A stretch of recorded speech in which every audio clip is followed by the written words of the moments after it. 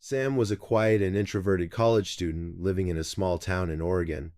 His dorm room was his sanctuary, a place where he could escape the chaos of the world.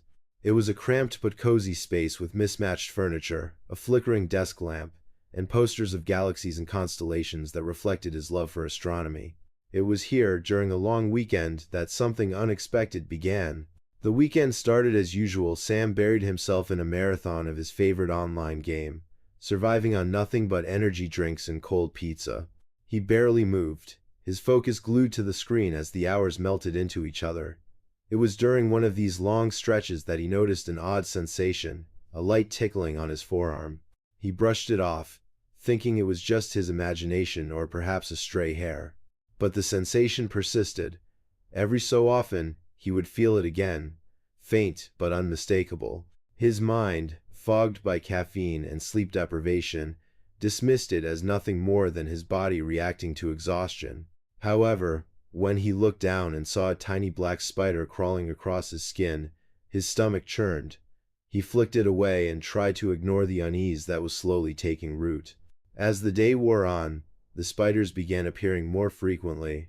They were small, almost imperceptible, but there were enough of them to make him feel uncomfortable. Strands of webbing started to appear as well, stretching across the corners of his desk and shimmering faintly in the dim light. Sam's unease grew, but he told himself it was nothing to worry about. Spiders were common, and dorm rooms weren't exactly known for being pest-free. By Sunday night, the situation had escalated.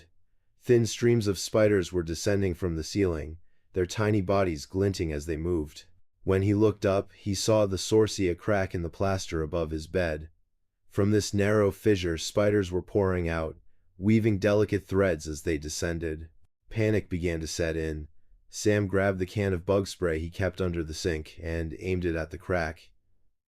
He sprayed until the can sputtered and emptied, filling the air with a sharp chemical odor. For a moment it seemed to work. The spiders retreated, and silence returned to the room. Relieved, Sam taped over the crack and collapsed on his bed, his body heavy with exhaustion. But the peace was short-lived. That night, as Sam tried to sleep, he felt a sudden, sharp sensation on his leg. Startled, he switched on his lamp and threw back the covers. His heart sank. The bed was crawling with spiders, their tiny bodies scurrying in every direction.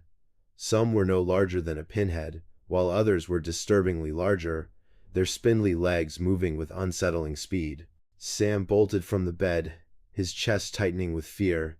He spent the rest of the night sitting in the corner of the room, his knees pulled to his chest, staring at the infested bed in horror. He couldn't bring himself to go back, and when dawn finally broke, he fled the dorm, leaving his room behind like a bad memory.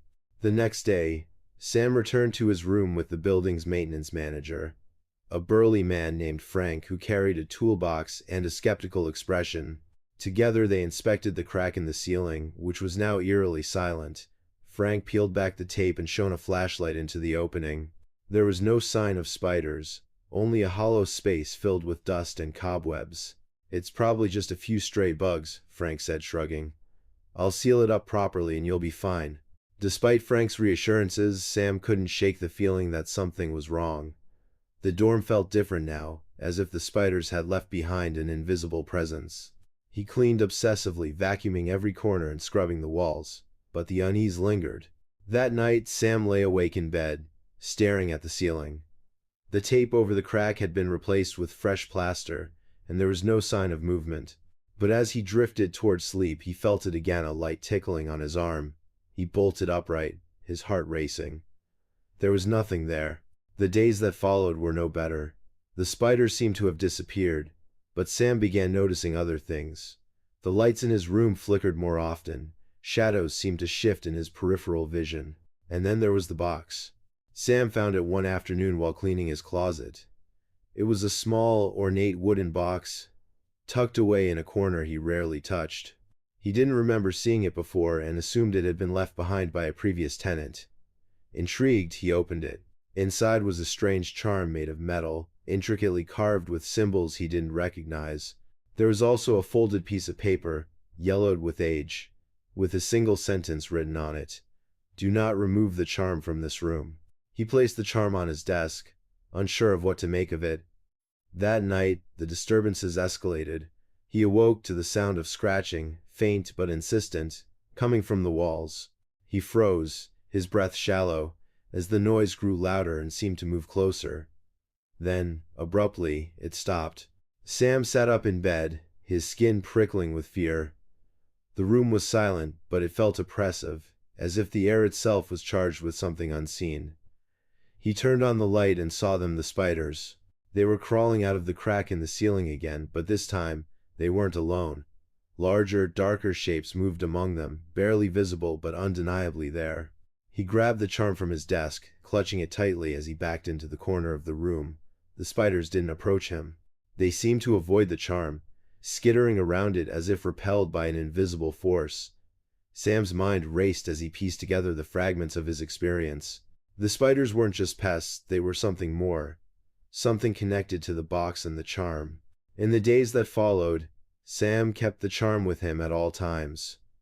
The spiders stopped appearing, but the sense of unease never left. He couldn't bring himself to stay in the room for long, and when the semester ended, he moved out, leaving the box behind. Years later, Sam would hear rumors about the dorm, stories of strange occurrences and unexplained infestations. He would wonder if he had left something unfinished, if the box and its charm had merely delayed an inevitable return of the spider sore, whatever lurked among them. But he never went back to find out. For Sam, some mysteries were better left unsolved.